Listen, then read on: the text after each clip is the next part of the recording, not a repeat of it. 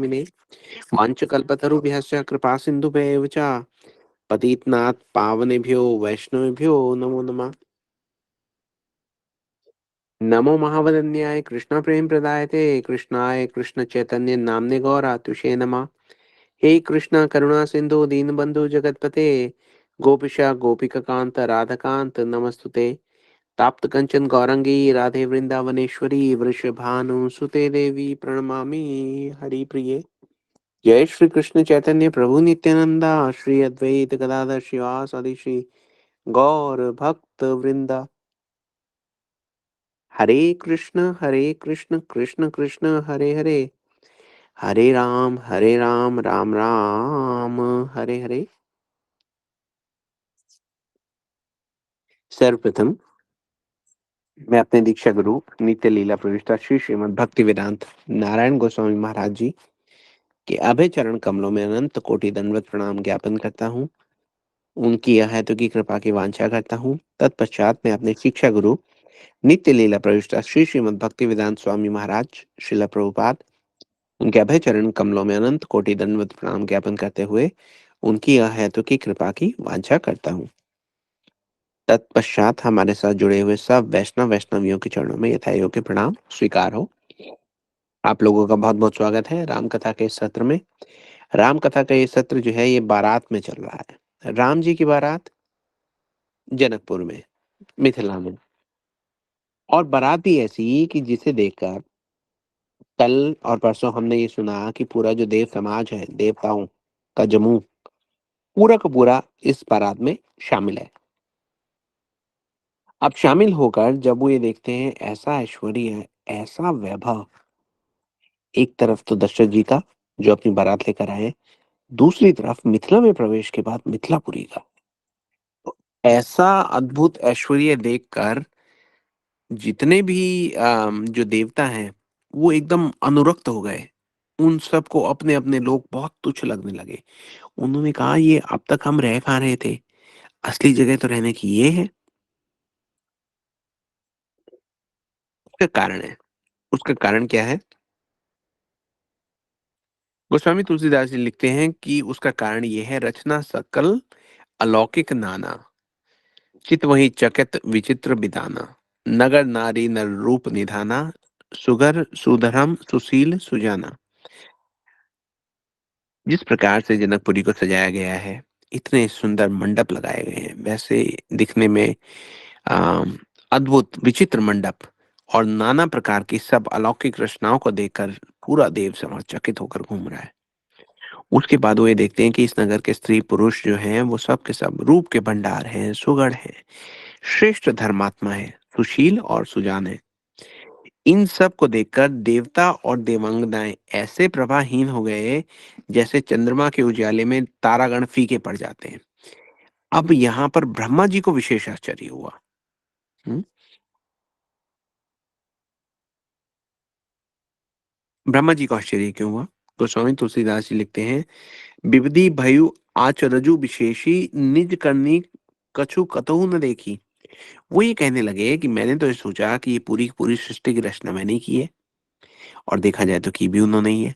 लेकिन ब्रह्मा जी आश्चर्य में ये हैं, वो बोले कि ये तो मेरी की हुई रचना थी, और उसमें यहाँ पर धरती पर भी सब कुछ जो है रचा है वो मैंने ही रचा है। लेकिन यहाँ पर मेरे चारों ओर जो भी दिख रहा है वो तो ऐसा लग रहा है जैसे ये मेरी रचना का तो है ही नहीं।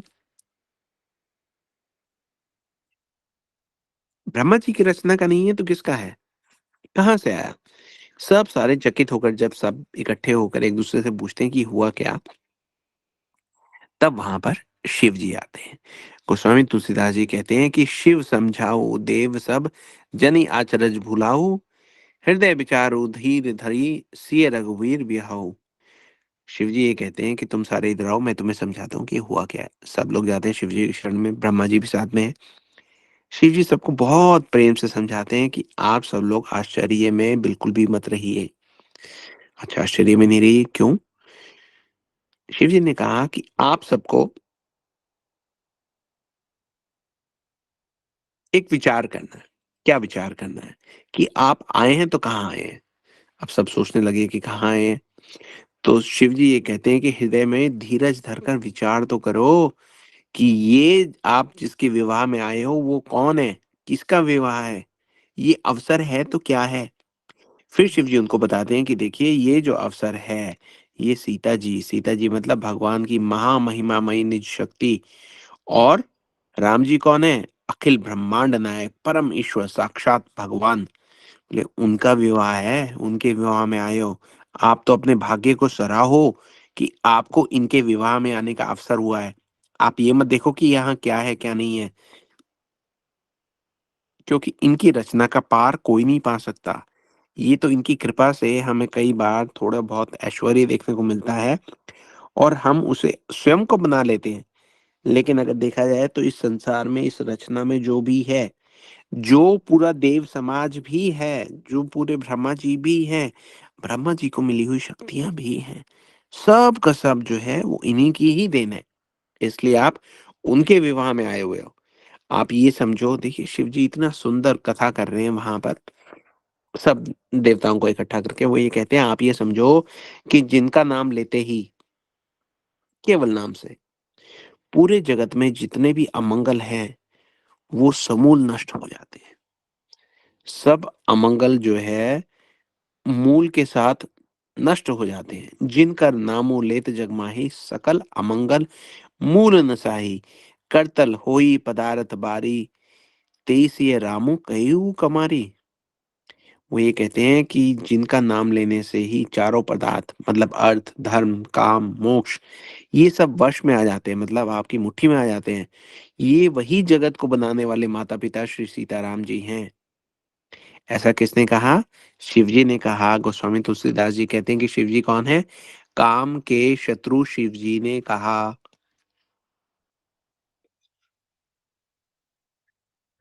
इसका मतलब क्या है? इसका मतलब ये है कि शिव जी का जो चरित्र है वो एकदम विमल है। हम्म। कामदेव के शत्रु हैं, कामदेव उनके ऊपर विजय प्राप्त नहीं कर सकते। ऐसा व्यक्ति जो काम के वश में नहीं आता, वही व्यक्ति सत्य को सत्य की भांति देख सकता है और असत्य को असत्य की भांति देख सकता है।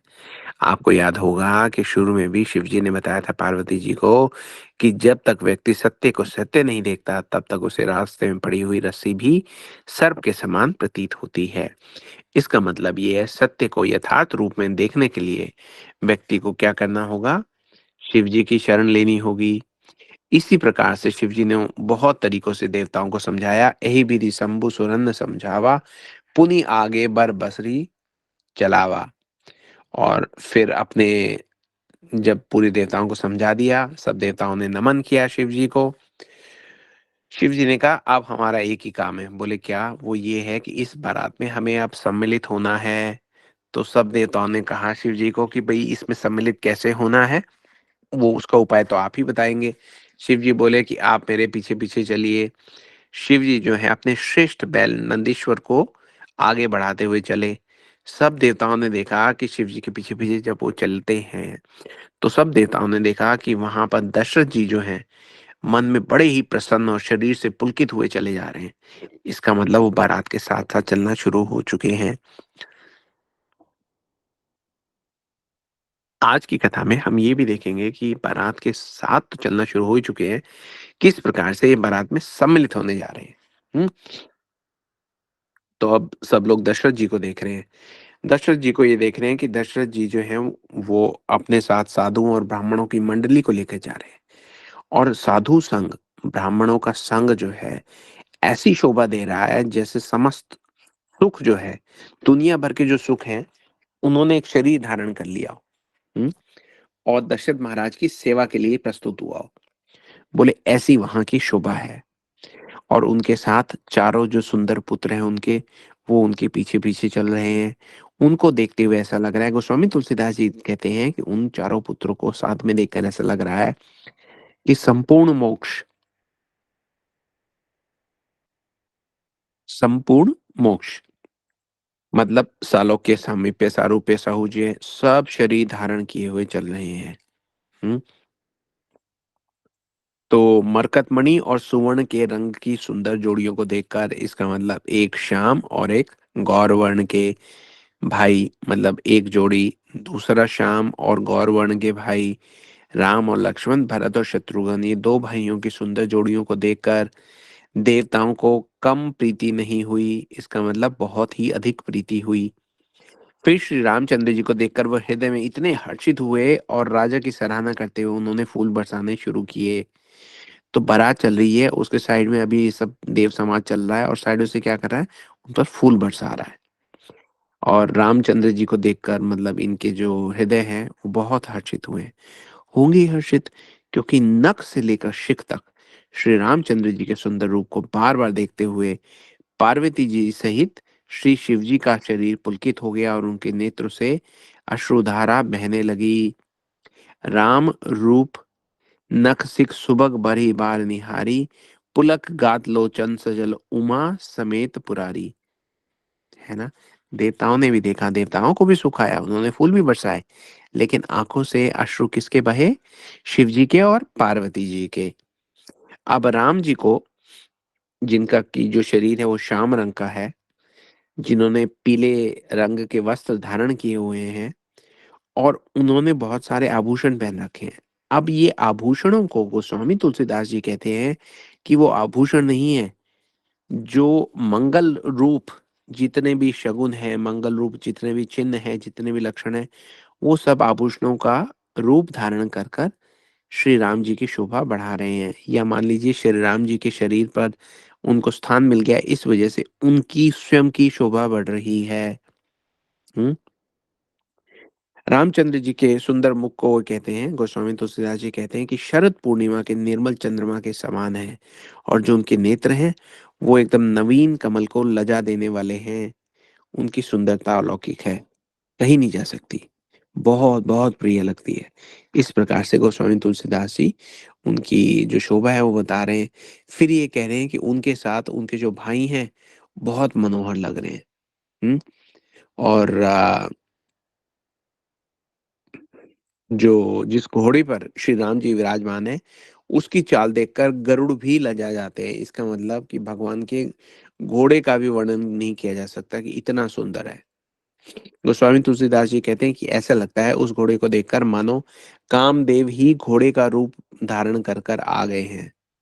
हम्म। अब यहाँ पे एक बात है, गोस्वामी तुलसीदास जी इसको थोड़ा और डिटेल में कहते हैं। वो ये कहते हैं कि मानो श्री रामचंद्र जी के लिए कामदेव घोड़े का वेश बनाकर अत्यंत शोभित हो रहा हो। वह अपनी अवस्था, बल, रूप, गुण, चाल से समस्त लोगों को मोहित कर रहा है। सुंदर मोती, मणि और माणिक्य के लगी हुई जड़ाऊ जीन ज्योति से जगमग रहा, जगमग उसकी जो सीट है वो सबका ध्यान अपनी ओर केंद्रित कर रही है। उसकी सुंदर घुंघरू लगी ललित लगाम को देखकर देवता, मनुष्य और मुनि भी सभी ठगे रह जाते हैं। प्रभु की इच्छा को अपने मन में लीन करते हुए वह घोड़ा बहुत शोभा पा रहा है। आ, अब इसके बाद गोस्वामी तुलसीदास जी कहते हैं कि जिस घोड़े पर श्री राम जी सवार हैं उसकी वो उसकी जो सुंदरता है उसका वर्णन सरस्वती जी भी नहीं कर पा रही। हम्म। तो अब यहाँ पे बात ये आती है कि घोड़े की इतनी सुंदरता के का बखान करने का क्या अर्थ है। घोड़े को ये कहने का क्या अर्थ हुआ कि भाई कामदेव जो है वही एक रूप लेकर आ गए हैं। यहाँ पे ये बताया जा रहा है कि जो काम को वश में कर लेगा, है ना, वही भगवान को ठीक प्रकार से देख पाएगा। अब भगवान का ये जो रूप है, गोस्वामी तुलसीदास जी कहते हैं कि शंकर जी उनको देखकर गदगद हुए जा रहे हैं। शंकरु राम रूप अनुरागे, नयन पंचदश अति प्रिय लागे। इसका मतलब ये है शंकर जी को राम जी का रूप जो है बहुत ही आ, अनुराग से उनको देख रहे हैं, इतने अनुरक्त हो गए हैं कि उन्हें अपने 15 नेत्र जो हैं बहुत ही प्यारे लगने लगे। नेत्र प्यारे क्यों लगने लगे, क्योंकि नेत्र इतना अच्छा कार्य कर रहे हैं। शिव जी के 15 नेत्र क्या कार्य कर रहे हैं, शिव जी के 15 नेत्र एक कार्य कर रहे हैं कि वो भगवान को निहार रहे हैं। आप सब लोग जानते हैं कि 15 मुख यहाँ पे इसलिए कहा गया है कि शिव जी के कई जगह ऐसा बताया गया है कि उनके जो है बहुत से नेत्र हैं। हम्म। वहां से वो राम जी को देख रहे हैं। उसी प्रकार ये क्या आगे गोस्वामी तुलसीदास जी कहते हैं कि श्री रामचंद्र जी की शोभा देखकर ब्रह्मा जी भी बहुत प्रसन्न हुए और उन्होंने अपने 8 नेत्रों से भगवान के दर्शन जो है वो प्रारंभ कर दिए। तो ब्रह्मा जी के यहाँ पे 4 सर बताए गए हैं, शिव जी के 5 बताए गए हैं और शिव जी क्योंकि 3 नेत्र है ना, तीसरा नेत्र खोल लेते हैं, तो इसलिए 5 मल्टीप्लाई बाय 3 15। ब्रह्मा जी 8, 4 मुख हैं उनके, तो 4 मुख में 8 आंखें हैं। तो उन्हों से वो राम जी के दर्शन कर रहे हैं, प्रसन्न बहुत हो रहे हैं, लेकिन उसके साथ-साथ ब्रह्मा जी ये कह रहे हैं कि अरे! मेरे जो नेत्र हैं केवल 8 हैं, काश मेरे पास इससे भी ज़्यादा नेत्र होते, तो मैं उससे भगवान का बहुत सुंदर दर्शन करता। गोस्वामी तुलसीदास जी उसके बाद देखते हैं कि वहाँ पे तो कार्तिकेय जी भी आए हुए हैं, देवताओं के सेनापति हैं, उनके हृदय में बहुत उत्साह जान पड़ रहा है। क्यों? उसका कारण है। क्या कारण है?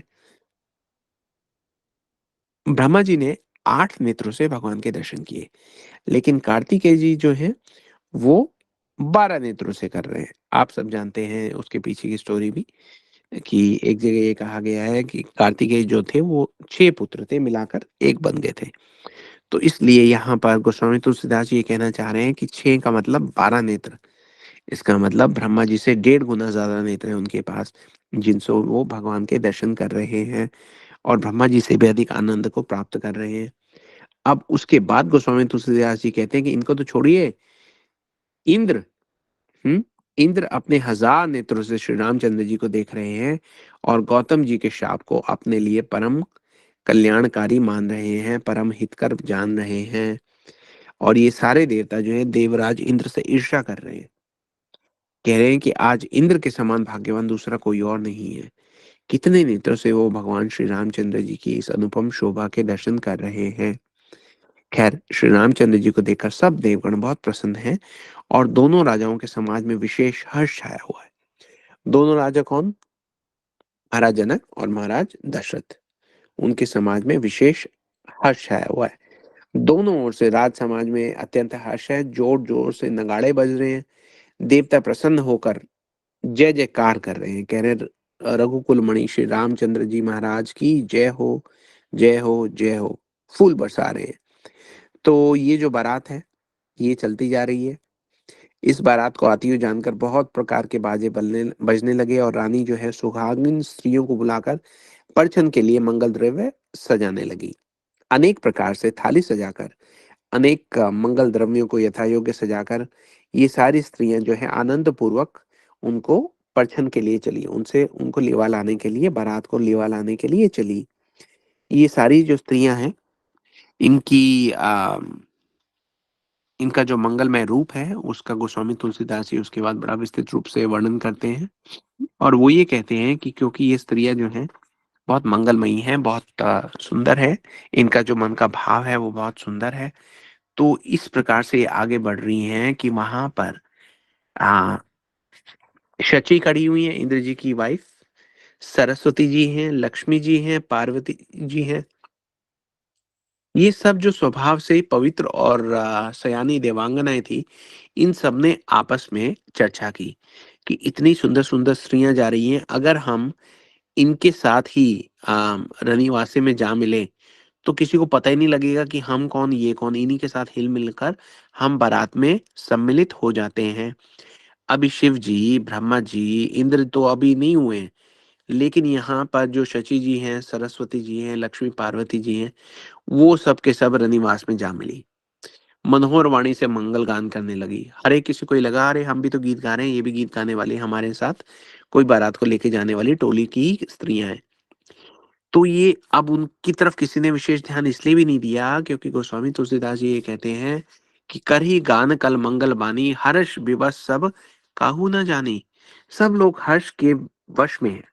इसका मतलब इतनी प्रसन्नता हो रही है, किसी को पड़ी नहीं है कि किसी को देखे कि भैया कौन हो, कहाँ से आए हो, कहाँ से नहीं आए हो।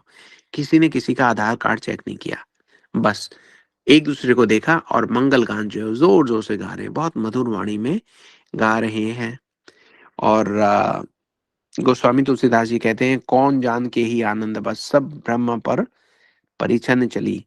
कौन किसे जाने किसे पहचाने, आनंद के वश में सब जो है आगे बढ़ बढ़कर ब्रह्मा का दर्शन करने के लिए आगे चले, मनोहर गान हो रहा है, मधुर मधुर नगाड़े बज रहे हैं, देवता हमने कहा ही था कि फूल बरसा रहे हैं, शोभा एकदम आनंद देने वाली है।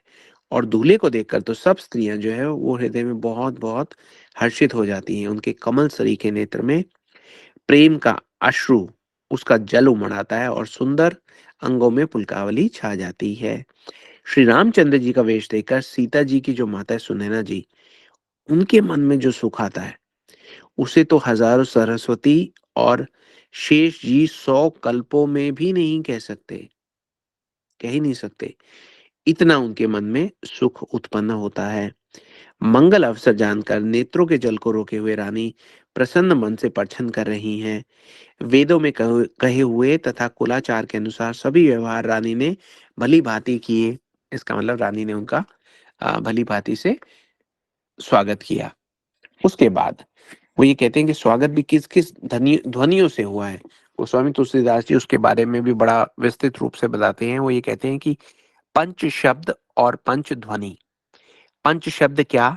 तंत्री, ताल, झांझ, नगारा और दुरही, ये 5 प्रकार के बाजों से उत्पन्न होने वाले शब्द। और पंच ध्वनि, ध्वनि अलग है। ध्वनि के बारे में गोस्वामी तुलसीदास जी कहते हैं कि वेद ध्वनि, वंदी ध्वनि, जय ध्वनि, शंख ध्वनि और हुलु ध्वनि, इन सब के साथ साथ वहां पर मंगल गान हो रहे हैं। नाना प्रकार के वस्त्रों के पावड़े पड़ रहे हैं। रानी ने आरती करके अर्घ दिया। तब श्री राम जी ने मंडप में गमन किया। अब मंडप में बारात जो है वो प्रवेश कर चुकी है। अब जो हमने देखा कि शची जो इंद्र की पत्नी है, सरस्वती जी, लक्ष्मी जी, पार्वती जी, ये सब तो बारात में शामिल हो गई हैं। बारात ने मंडप में गमन कर लिया है ना? लेकिन ब्रह्मा जी, शिव जी, इंद्र, कार्तिक, ये सारे जो हैं अभी बारात में शामिल नहीं हो पाए हैं और बारात ने मंडप में गमन करना प्रारंभ कर दिया है। सबसे पहले तो देखते हैं वहां पे दशरथ जी आए हुए हैं। दशरथ जी अपनी मंडली के सहित वहां विराजमान हुए। अब दशरथ जी के वैभव को देखकर लोकपाल भी लजा गए। हम्म।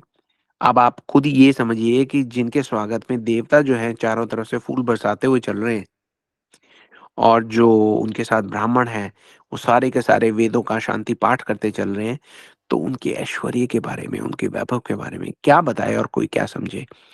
पूरे नगर में छोड़िए, आकाश में शोर मच रहा है। कोई भी व्यक्ति ऐसे समय अपना पराया कोई ना देखता है ना सुनता है। सब लोगों के बीच में प्रेम एकदम बहुत आत्मीयता के साथ है। रामचंद्र जी को मंडप में बुलाया गया है और उनको आसन पर बैठाया गया है। उनको आसन पर बैठाकर उनकी आरती की जा रही है। आरती करने वाली जो स्त्रियां हैं वो अपने नेत्रों से भगवान के दर्शन करके अत्यंत सुख पा रही हैं। ढेर के ढेर वहां पे मणियों के ढेर, वस्त्रों के ढेर, गहनों के ढेर, वो आगे आरती करके और वो ढेर उछाल उछाल कर सारे न्यौछावर कर रही हैं। हैं, याचकों को दे रही हैं, मंगल गीत गा रहे हैं। ब्रह्मा जी जो हैं वो वहां पर ब्राह्मण का वेश बनाकर कौतुक देख रहे हैं और कोने कोने से भगवान के दर्शन कर रहे हैं। जैसे जैसे दर्शन कर रहे हैं, गोस्वामी तुलसीदास जी कहते हैं कि रघुकुल रूपी कमल के प्रफुल्लित करने वाले सूर्य कौन? श्री रामचंद्र जी। उनकी छवि देखकर ब्रह्मा जी को ऐसा लगता है कि मेरा जीवन तो अब सफल हुआ। हम्म। नाई बारी भाट और नट श्री रामचंद्र जी की निछावर पाकर आनंदित होकर सर नवा नवा कर आशीष देते हैं। उनके हृदय में हर्ष समाता तक नहीं है। वैदिक और लौकिक सब रीतियां करके दशरथ जी आगे बढ़ते हैं और वहां पर उनके सामने जनक जी खड़े मिलते हैं। तो अब यहाँ पर हम देख रहे हैं कि पहली बार दशरथ जी और जनक जी का मिलन हो रहा है। दोनों महाराज मिलते हुए बहुत ही शोभित हुए। और कैसे लगे? मिले जनको दशरथु अति प्रीति, बहुत ही प्रीति से मिले।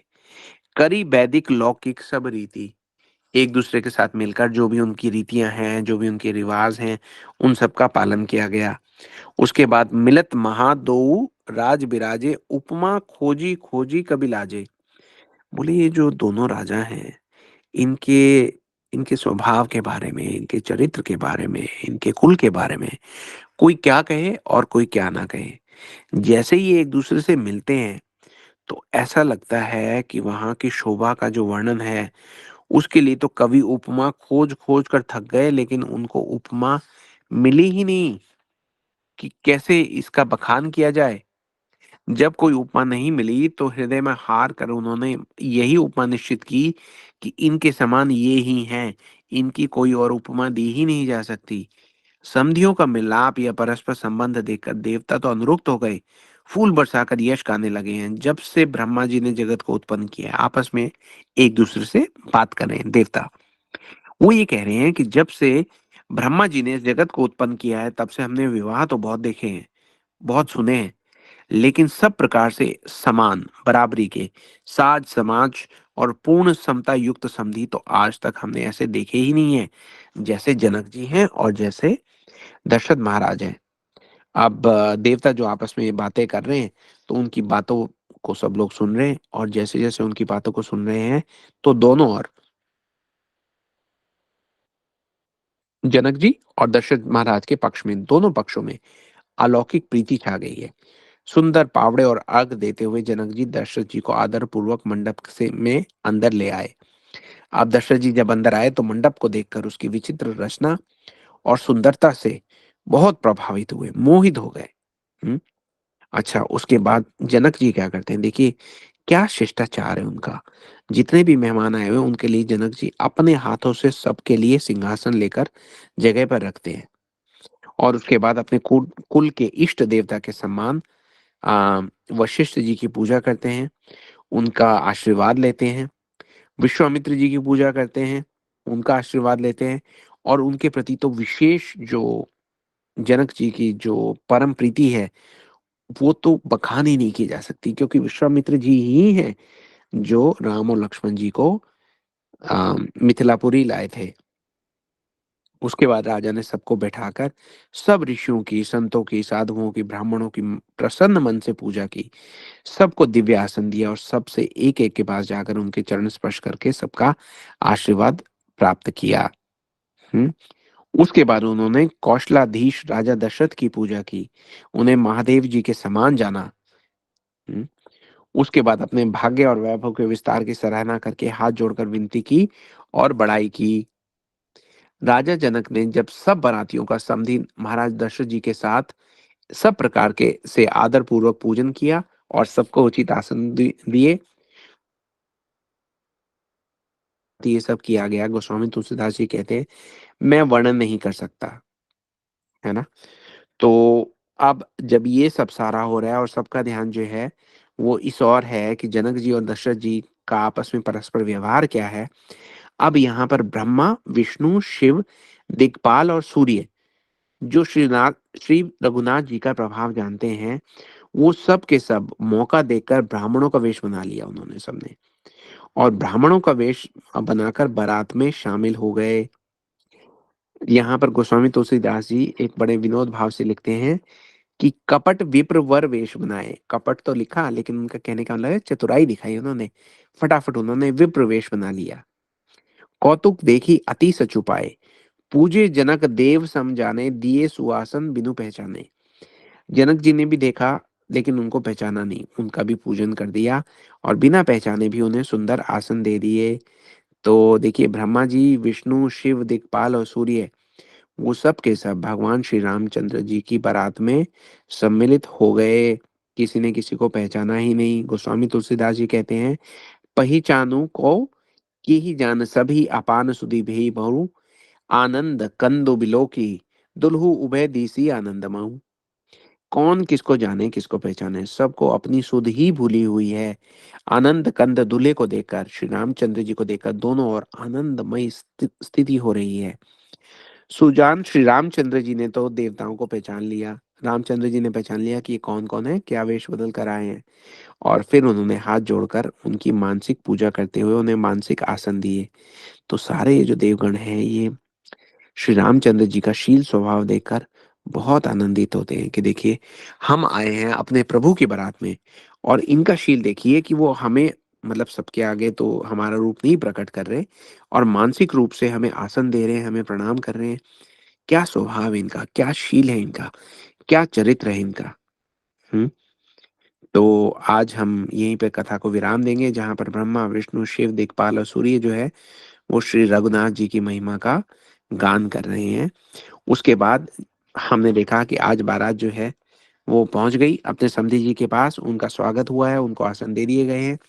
उसके बाद यहाँ से आगे क्या होता है, उनके बीच में क्या वार्तालाप होता है और किस प्रकार से वो विवाह की स्थिति की ओर आगे बढ़ते हैं, ये जानने के लिए हम सब आप लोगों को निमंत्रण दे रहे हैं। कल हमारे साथ जुड़िए, कल की कथा में बैठकर हम महाराज जनक जी के द्वारा आयोजित इस स्वागत मंडली का दोबारा से नमन करेंगे, उनके दर्शन करेंगे और वहाँ हो रही दिव्य जो रीतियाँ हैं, उनका दर्शन करेंगे। तो आज हमारे साथ आने के लिए, यहाँ जुड़ने के लिए आप सब लोगों का बहुत-बहुत धन्यवाद, बहुत-बहुत साधुवाद। जी, हम कल दोबारा आपसे फिर एक बार भेंट करेंगे। अगर आज किसी का कोई प्रश्न हो, कोई टिप्पणी हो तो वो हैंड रेज़ कर सकते हैं। दिशा दीदी सबको बुलाएँगी वन बाय वन। हमारी कथा यहाँ पे समाप्त होती है, तो अगर हम चाहें तो रिकॉर्डिंग यहाँ पर रोक सकते हैं और उसके बाद अगर किसी का प्रश्न होगा तो we are happy to take that up. Nisha दीदी अप टू यू।